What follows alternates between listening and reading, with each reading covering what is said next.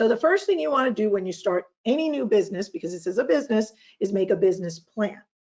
Now, the business plan needs to have goals, where you're going to focus, what your objectives are for your plan. So in order to start this plan, the first thing you should ask yourself is, what type of real estate do you want to do? Everyone gets into this, and the first thing they think of, the only thing they think of for the most part, is I just want to sell houses. Houses that are resold, resale houses, used houses. And that's what most people think of, and most people don't realize all the other choices that there are. You can get into new construction sales of condos and high-rise buildings. You can get into land sales. There's land brokers who specialize in just land. There are commercial brokers who specialize in just commercial. There's business brokers who specialize in just selling businesses. Property management that specialize in short-term rentals, long-term rentals, vacation rentals, or just representing investors. There's people who just do rentals, that they don't manage the whole property, but they just get people into the rental. There's people who are investors who get into this business just to buy for themselves and their family, or they represent a company that they buy for. And then there's people who represent people who want to downsize and go into assisted living facilities and adult living facilities. And then there's people who get into mobile home sales. There's also auctioneers. Actually, that isn't on this list, but we are going to talk about auctioneers as well. And auctioneers can be selling any one of those things. So after you've picked one of those things, and look at all of them, and if you're not sure what to pick, I'm here. If you're not sure what each one would be about, you need to send me an email or ask me in the comments of our YouTube channel, because we're going to put this as a replay down on YouTube.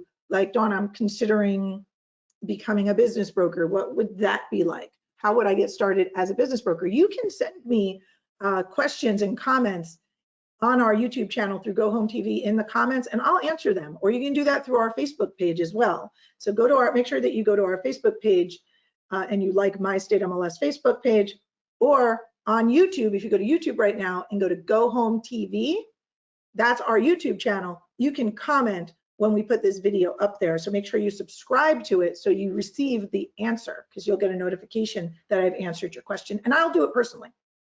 You want to pick a broker that specializes in what you want to focus on. That's really important, because there are brokers who are just residential resale brokers. They don't have anything to do with new construction. They don't have anything to do with land or farms or estates or commercial. And let's just say you don't want to fit in that box. You need to go to a commercial broker if you want to be a commercial broker. That's where you need to learn. That's where you need to get started. There's big money in commercial leases. There's huge money in that. There's huge money in all of these different verticals. So you need to look at each one and which one interests you, which one you think you'll be best at. Commission split's something everybody thinks about at first. They're just like, oh my God, how much is that broker paying me? Are they giving me 100%? I think 80%, 70%, 50% to start. How much support are they going to give you? You should not, when you're first getting started, don't worry about the commission split. Don't worry about the support you get from that broker. Worry about the training you get from that broker. Worry about that you're in the right place, that it has the right atmosphere for you, that you're in the right culture, so to say. Because real estate's a really fun job, and you'll meet, it's a fun career, it's a fun business investment. It's not a fun job, but it's a fun thing to do. I think it's a fun thing to do. I've always had a ton of fun doing all the different real estate related jobs that I do. So you're going to meet a lot of other people in your brokerage's office, and you're going to learn from them as well. So you should like the culture of the firm that you pick. Make sure that you interview and spend time at more than one brokerage, and ask what they're going to do for you too. Do they have marketing that they're going to do for you? Do they have a marketing budget? If so, how much is it? Where do they advertise? Where do they use that marketing budget?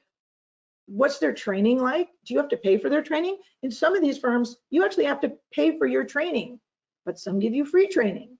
So you want to find out what all those expenses are up front. Sometimes when you pay for the training, it can be better.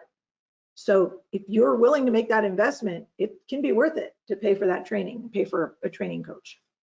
But those are all things that you're going to have to decide based on how much you're getting started with and how much you're willing to invest in your new business. Then you're going to want to set goals. Okay.